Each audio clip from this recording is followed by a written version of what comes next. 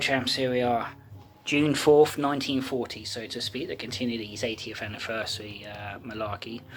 Officially, the Operation Dynamo ended over the night of June 2nd to the 3rd, and the evacuation up until the 4th were French troops, something like 40-odd thousand evacuated. The final total of men evacuated over the days of Operation Dynamo were 338,226, far exceeding the original estimation of 30 to 40,000 men. Indeed, incredible odds. All branches of the armed forces performed admirably, and that's not really appreciated as such. All air force were in the thick of it, be it fighters or bombers, and the Navy were doing their level best, of course. William Tennant's last message, as I say, the chap overseeing the evacuation on June 3rd, was, BEF evacuated. The trouble is with the evacuation, especially in its last final days, is that apart from the absolute danger upon the fleet by the Luftwaffe, the communications, it seems, had broken down entirely between the British and the French, or at least most communications. There were British chaps like Captain Newman of the Medical Corps, and a few hundred men at a clearing station near Le Pan, who could have been evacuated had they been apprised of French actions in the area and the like. And it's in Sebag Montefiore's book. Was it Simon Sebag? I get muddled with my Montefiore's. Either way, by the end of June 4th, that was it effectively. Quite a few tens of thousands of Frenchmen were taken prisoner by the Germans, who broke into the town around about 9 o'clock in the morning. And you'd think that's it. I mean, history in this country, we think of the little boats, we think of the deliverance of Dunkirk, or the miracle of Dunkirk. We think of Churchill's speech that he made today about fighting on the beaches. I mean, we sort of think that's it as far as British history is, or at least certain things are, until the Battle of Britain commences in over a month's time in July. And yet, despite the fact Dynamo was wrapped up by June 4th, despite the fact it was a deliverance really, it might well have been a defeat, but it was a victory in the sense that the majority of the BEF were saved, and they were going to fight elsewhere in the war to come. Indeed, if Germany had invaded, the army would have been there, albeit under-supplied, I'd imagine, if Germany invaded between July and August, say. But they didn't, and this army wasn't called upon straight away. And then they were off to Africa and the Far East and Sicily and Italy and all the rest of it. And obviously were augmented along the way. June 5th, Germany turns its attention southward, Faurotte, as the plan was known, and took Paris within a few days. France surrenders on June 22nd. Despite the Dunkirk overshadows the fact that until and indeed just after the French armistice, there were still quite a few tens of thousands of British soldiers left in France, gathered around places like Le Havre, Cherbourg, Saint-Nazaire, Saint-Valery, and indeed probably scattered throughout the country. Men had gone lost perhaps, and units trying to link up, or they've been fighting, and like the Battle of Abbeville, I believe, ended tomorrow time, after about 6-7 days fighting. So there were men still, and many of them were evacuated. The 51st Highland were infamously sacrificed effectively. The Lancashire was sunk at Saint-Nazaire on June, I'm going to say 14th. Quite arguably, if the numbers are to believe, the worst British maritime disaster. There was something like, some people claim there was as many as 5,000, 6,000 evacuees, and not just military but British civilians and the like. And the Luftwaffe attacked, and it went down in minutes, and it took many of those thousands with them. But no one knows for sure, it seems, just how many were on the Lancashire. And then, of course, the Vichy government is formed, and that's that. Things sort of quietened down, so to speak. Although the Germans do attack the Channel convoys, the Kanalkampf, or Kanalkampf, my German's a little bit patchy. So it's not over, the Battle of France isn't over yet, but as far as the British public are concerned, in the collective memory, that's it. Dunkirk, as soon as Dunkirk's over, that's it. what next, Battle Britain. But the war at sea is continuing.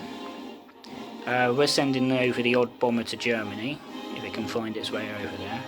Russia and Germany are still at peace because of the Soviet non-aggression pact before they invaded Poland. America's still out of the war, but they're sending Britain a bunch of old destroyers and whatnot. The Japanese are doing what they're doing in the Far East. We're not paying much attention to it at the moment. Things are what they are. Churchill, though, has to has to tell Parliament and indeed the country beyond it when he does his speech that we've suffered a defeat. We need to press on, and this is how we're going to do it. And if it does come to it, we're going to flaming well stick a hand in Hitler's door and force him out. So we'll see what happens in terms of doing any other things for it. I might do something for the armistice. And indeed, away from 80 years ago, 75 years ago, the war in the Far East is still continuing with great losses on either side. Kamikazes are now a fact of life, it seems. And 76 years ago, tonight, hundreds of thousands of young men, British, French, Canadian, American, Polish, Belgians, French and otherwise, are getting ready to cross the Channel in the largest seaborne invasion for D-Day, Operation Overlord.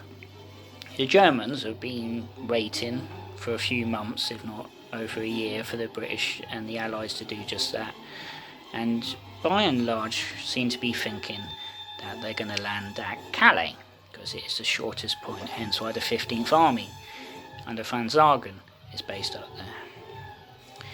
One of the what-ifs of the Second World War, apart from, Britain being invaded and Germany defeating Russia, say, and all this stuff, is indeed if D-Day failed. It's debatable as such. It certainly won't be like that novel Resistance, which is a good book by Owen Shears, but Germany didn't have the means to do a counter-invasion, and certainly not the manpower once they got ashore to kick the British and their allies clean across Britain in doing so. At the very least, the V2 and V1 rockets, of course, were probably continued, and indeed one of the great sort of blunders of Adolf Hitler's wartime leadership is that the V1s and V2s were not directed on the invasion ports like some people suggested. He thought if he kept bombing London, say, Britain's morale would collapse. If he had landed them on Portsmouth, Southampton, etc., it would have made a difference. You're destroying the invasion ships, that's it. D-Day might have been cancelled or delayed, so a blunder which we're grateful for, of course. But one way of Germany defeating the Allies on D-Day is if 15th Army had been allowed to come south. They were a big enough force that, obviously the Allies needed to get a foothold on Normandy that, the Germans were doing their best to contain them, but if 15th Army had come down and maybe a few other units in the area and whatnot, they would have forced the Allies would have had a big enough toehold to keep them off. It's debatable, yes. And then, of course, the next day, June 7th, they're hit by a massive storm. Was it June 7th? Well, certainly in the days after D-Day, because I know it messed up the American Mulberry harbours when it came. It was certainly just after D-Day, so I'm going to say June 7th, and people can correct me. I'm sure I saw it on World at War. And that's something else, the weather, June 5th postponed it to June 6th, and then it happened June 7th. So what if they couldn't go on June 6th, and then waited and waited? I mean, the tide conditions, the moon conditions, and all this stuff were integral to the landings. Certainly, if they failed, they're going to have to come again at some point. It might have taken months, if not a year. Germany could have gone to diverted their forces, carried on, focusing on the Eastern Front, maybe slow down Russia in holding on, force them into stalemate in the winter, maybe, or something, and then who knows. I don't think they would have done enough to win the war. But then the opposite is true. Russia were gradually going like hell for leather over the course of the war from 1943 to 44, Operation Bagration and all that stuff, and look at the ground they covered between June 44 and April 45. I mean, it's incredible. So if Germany couldn't hold them and didn't have to worry about a second front and was fighting all the way back to Berlin and then some, Western Europe could have fallen under the Soviet yoke. And would have been fucked in more ways than one. So it's interesting to theorise, but there's only a handful, it seems, of these chaps who did the ultimate deed in 1944, and that is, say, land on the beaches. And, you know, a lot of them, 76 years ago, gave their today for our tomorrow. And hopefully we will never forget what they did, and many others, between 1940 and 45, from when the war really kicked off for the Allies. Being British, that's my focus. I know that, you know, American money and Soviet manpower run the war, but Britain was there. Britain did its bit, and it not the same country it once was. But times change, and that's your video.